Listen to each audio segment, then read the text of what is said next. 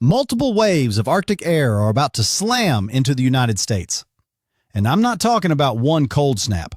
I'm talking about back-to-back-to-back blast of frigid temperatures that will transform the entire eastern half of America into a deep freeze for weeks.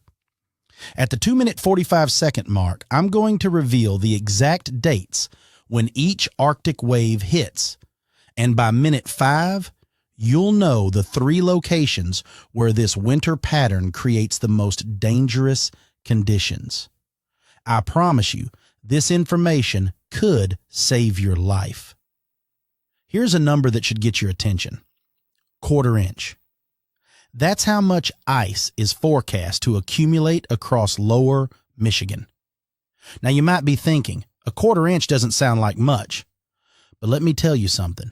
1/8 of an inch of ice is enough to make roads deadly. A 1/4 inch? That's enough to snap power lines and bring down trees. We're talking about tens of thousands of homes potentially losing power in the middle of winter, with Arctic air moving in behind the storm. Stay with me, because what's developing right now is not just one weather event. It's a pattern shift. A fundamental change in how our atmosphere is behaving, and it's going to dominate the weather across most of America for the next 2 to 3 weeks. The National Weather Service has already posted winter storm watches across Pennsylvania, and that's just the beginning. Over the next 24 hours, we're going to see those watches expand into New Jersey, New York City, Long Island, and throughout the Northeast. This is real. This is happening. This is not a drill. Let me paint you a picture of what's coming. Right now, as I'm speaking to you, a powerful storm system is hammering the West Coast. Feet of snow in the Sierra Nevada, flooding rains across California, wind gusts strong enough to knock down trees and power lines. But that's just the opening act. The main event begins the day after Christmas. December 26th, that's when a major winter storm begins to organize across the Great Lakes. And by Friday evening, it's going to be impacting millions of Americans from Michigan to Maine. New York City could see 8 to 10 inches of heavy, wet snow.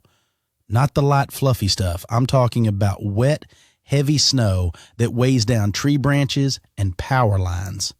The kind of snow that causes roofs to collapse and makes shoveling a workout. Pennsylvania is looking at significant ice accumulation. State College could get 1/3 to 1/2 inch of ice. That's catastrophic. That's the kind of ice that shuts down entire regions for days. And here's what makes this particularly dangerous. This isn't happening on a Tuesday afternoon when everyone's at work or school. This is happening during the post-Christmas travel period. Millions of Americans will be on the roads heading home from holiday visits. They're going to drive right into this storm. Now, let me ask you something, and I want you to think about this carefully. When was the last time you checked your vehicle's emergency kit? Do you even have one? 75% of Americans don't have basic winter emergency supplies in their cars. 3 out of 4 people are completely unprepared if they get stuck in a snowstorm or slide off an icy road. Don't be part of that 75%. Not this week. In Proverbs chapter 22, verse 3, Scripture tells us, "The prudent see danger and take refuge, but the simple keep going and suffer for it." This is wisdom speaking to us. God gave us the ability to see warnings and respond appropriately. Right now, you're seeing the warning. The question is, how will you respond? Let me break down exactly what's going to happen day by day so you can plan accordingly. Today, Christmas Eve, the West Coast continues to get pounded. Sierra Nevada mountains are already buried under feet of snow. More is coming. If you're traveling through mountain passes, don't. Interstate 80 between California and Nevada is going to be extremely dangerous or closed outright. Tomorrow, Christmas Day, we get a brief window of better weather across most of the country. The Northeast might see some festive flurries, light snow across interior New England, but nothing major.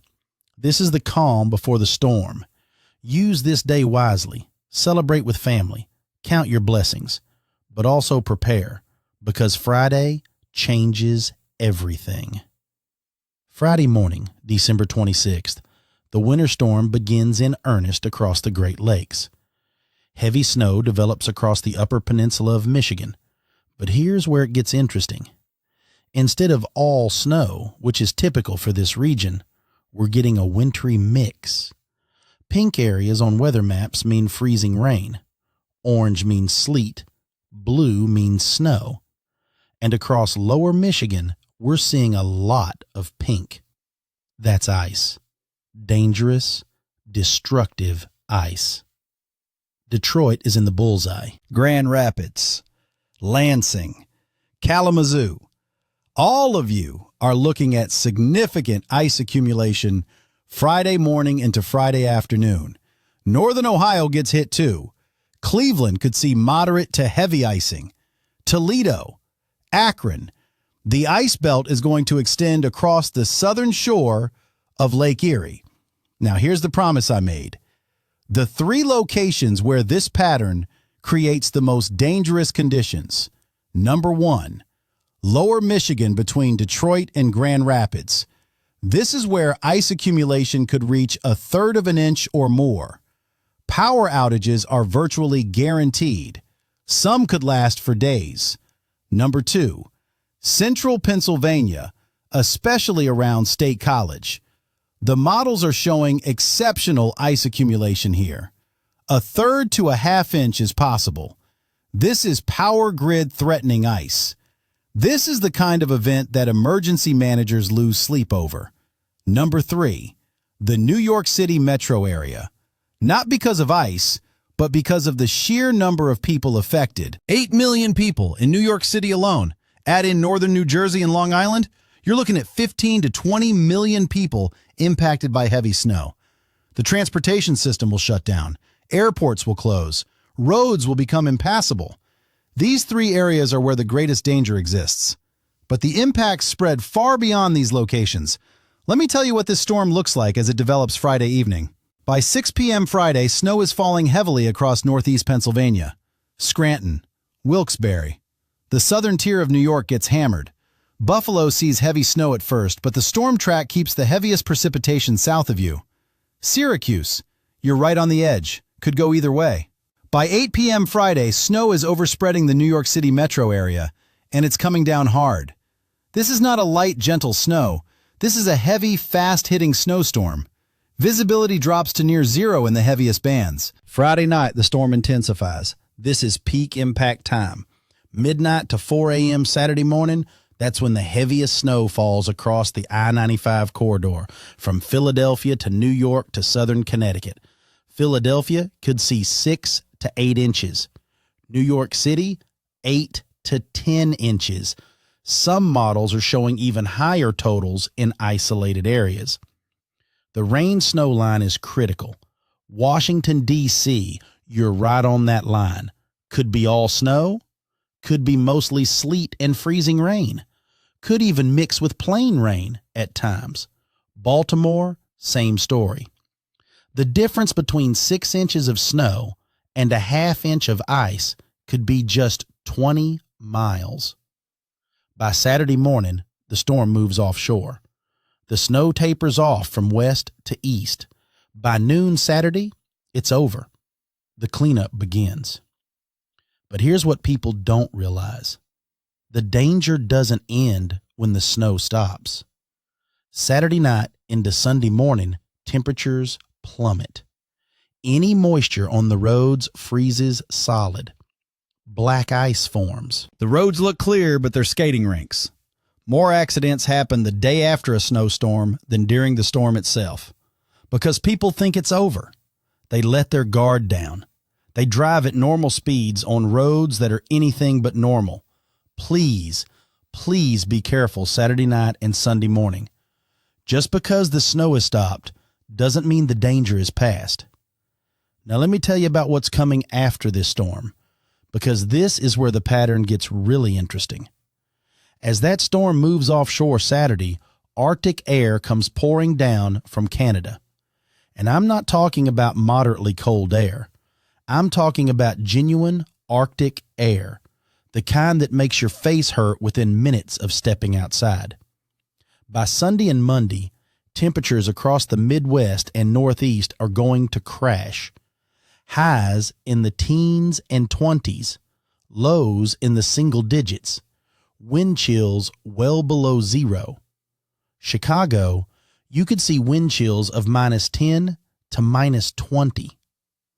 Minneapolis, -20 to -30. Even places like New York City and Philadelphia will have wind chills near zero. At these temperatures, frostbite can occur in 10 to 15 minutes on exposed skin. Hypothermia becomes a serious risk for anyone outdoors for extended periods. This is the kind of cold that tests infrastructure. Water pipes freeze and burst. Cars won't start. Heating systems struggle to keep up. And this is just the first wave.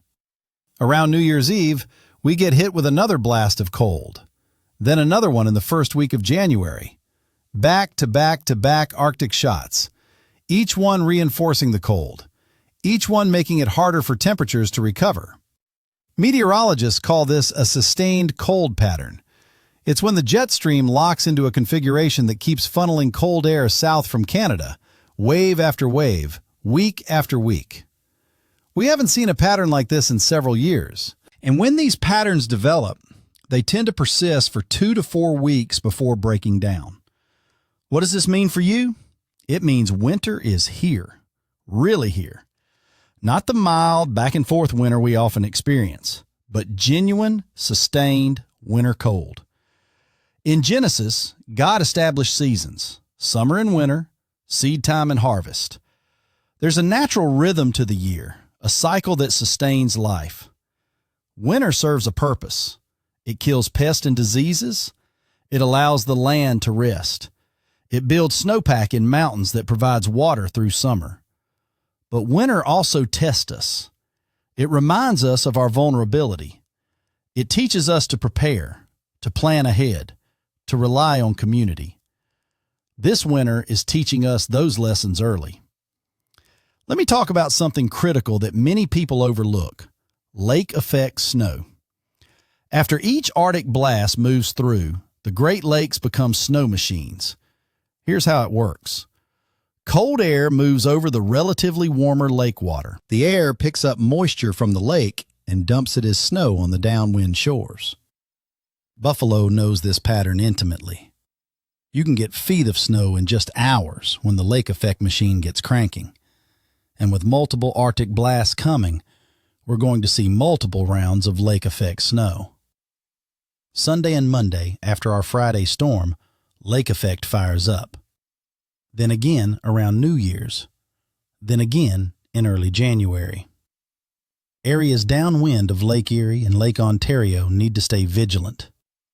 Your snow totals for December and early January could be exceptional. Now I want to address something that concerns me deeply: the number of people who will lose power during the ice storm Friday. Ice storms are the most destructive winter weather events for power infrastructure. More destructive than blizzards. More destructive than heavy snow. Because ice doesn't just sit on power lines. It accumulates. It builds up. It gets heavier and heavier until something breaks. A 1/4 inch of ice on a power line is an enormous amount of weight. When you add in wind, which we'll have, the stress on the system becomes overwhelming. Power companies will respond as quickly as they can. Crews will work around the clock. But during a major ice storm, there are only so many crews available, and repairs take time, especially when you're dealing with widespread damage across multiple states. Some people in the hardest hit areas could be without power for 3 to 5 days, maybe longer in the most severely affected locations. Are you ready for that? Can your household function without electricity for 5 days in the middle of winter with Arctic air moving in? These are hard questions, uncomfortable questions, but necessary questions. Let me give you 3 critical actions you need to take right now before Friday arrives. Action number 1, fill every container with water. Your bathtubs, your sinks, pitchers, pots, bottles. When power goes out, water pumps stop working. Even if you have city water, the treatment plants need electricity. During extended outages, water systems can fail. Having water stored is non-negotiable. You need at minimum 1 gallon per person per day. A family of 4 should have at least 20 gallons stored for a 5-day outage. Action number 2, arrange alternative heating. If you have a fireplace, get firewood now. If you have a generator, test it now and make sure you have fuel. If you have a camping stove or grill, make sure you have propane or fuel and that you know how to use it safely. Never use outdoor cooking devices indoors. Carbon monoxide poisoning kills dozens of people every winter during power outages. Don't become a statistic. If you don't have alternative heating, identify where you'll go if your home becomes too cold. A friend's house with a generator? A community shelter? A hotel that still has power? Have a plan before you need it. Action number 3, secure your medications and medical equipment. If you or a family member depends on medication that needs refrigeration, plan now for how you'll keep it cold if the refrigerator stops working. If anyone uses medical equipment that requires electricity, contact your power company now to register as a critical care customer.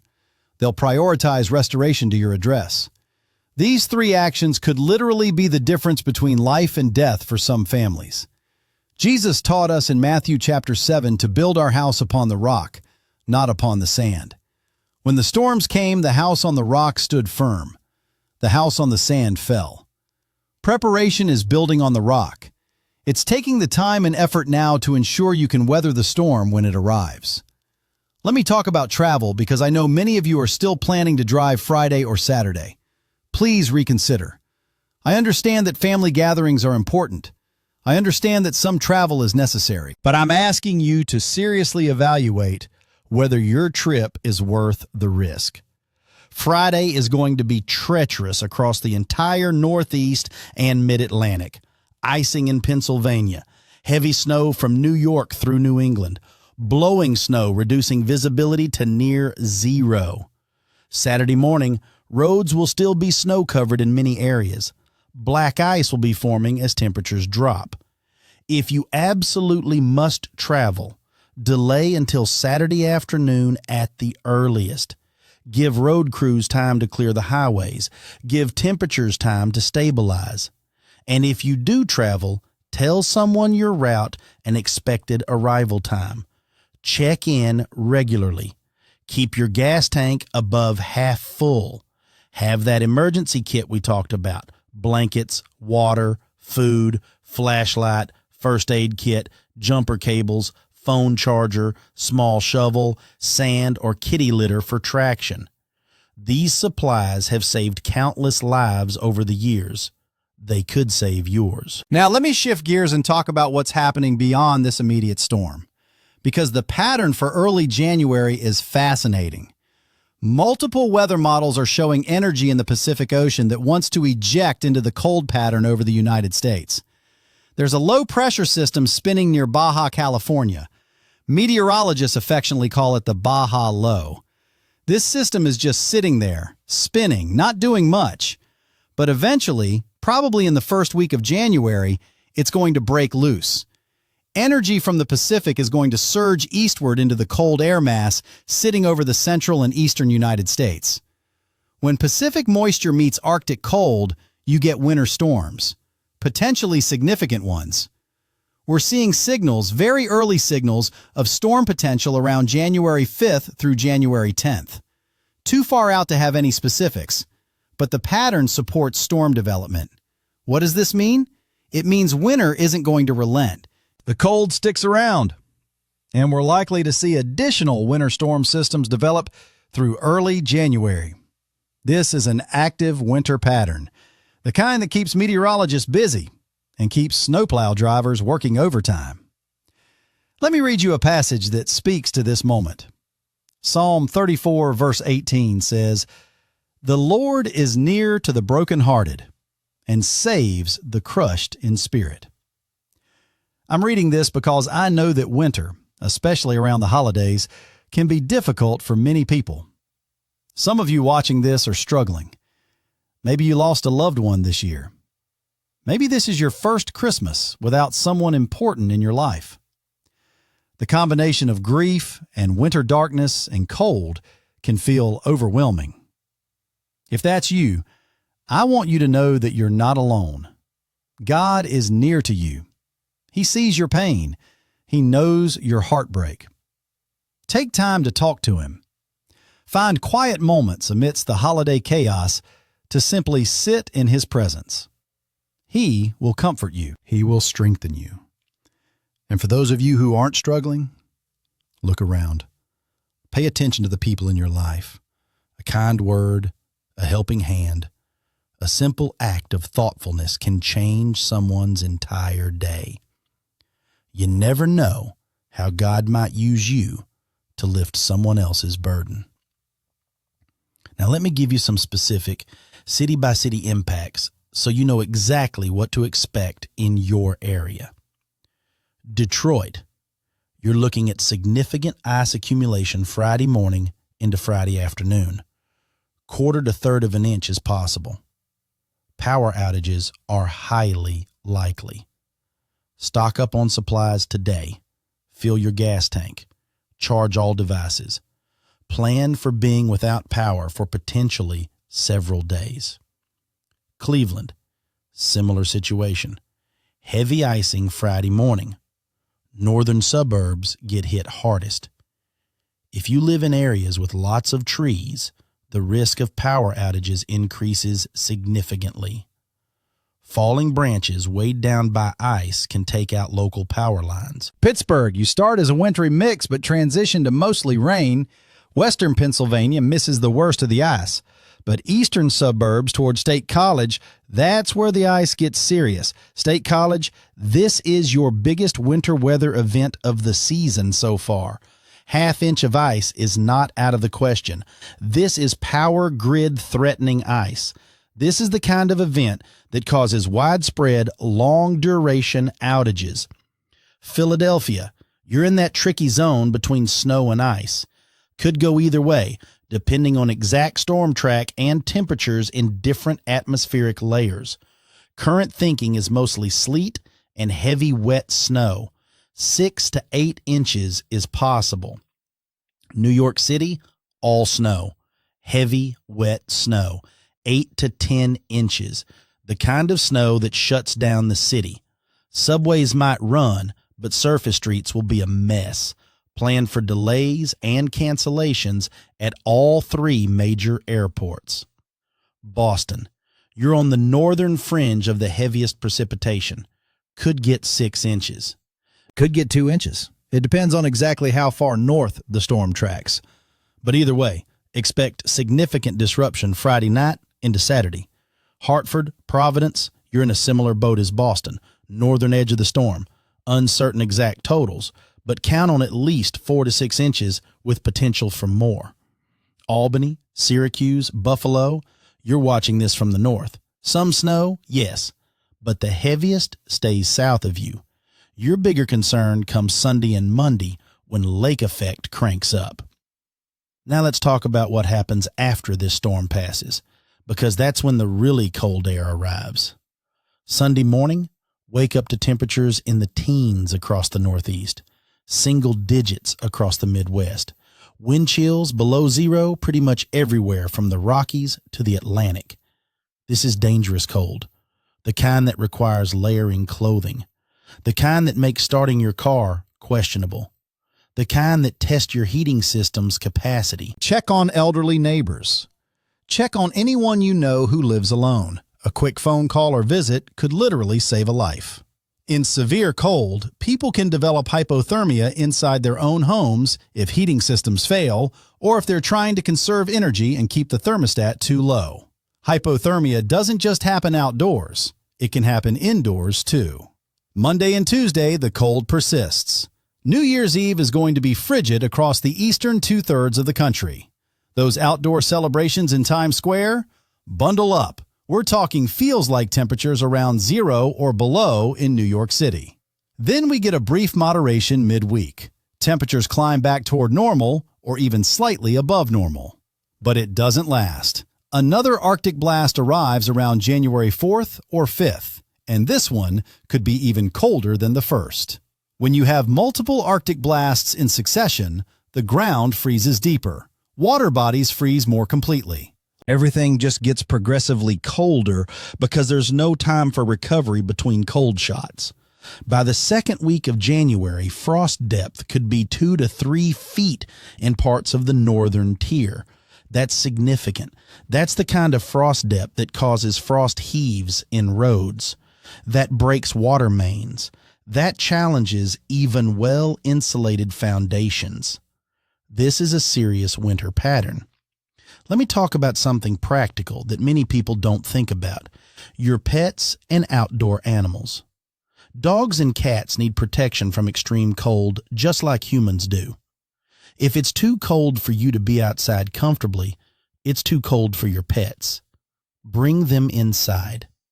If you absolutely cannot bring them inside, provide insulated shelter that's protected from wind.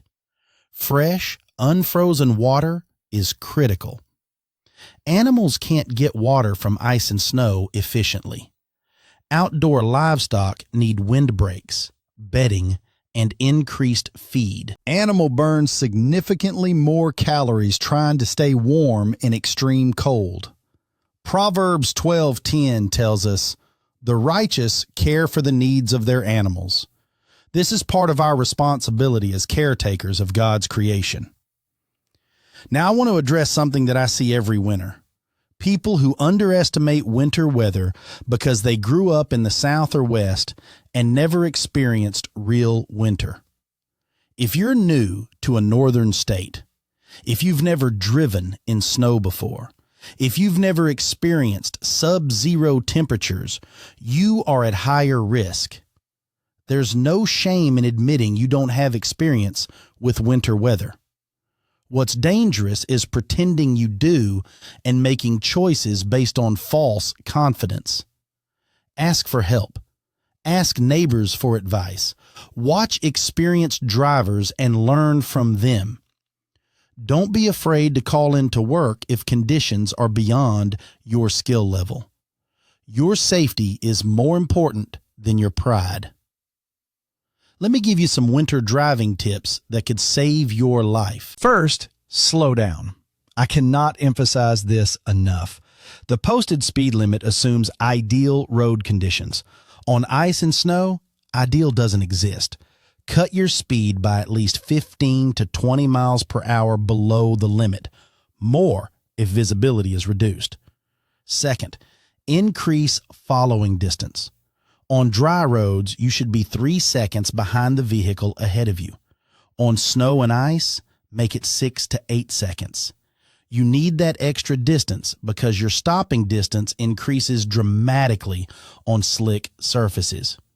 Third, no sudden movements. Smooth acceleration, smooth braking, smooth steering. Jerky movements cause loss of control on slippery roads. Fourth, if you start to slide, don't panic.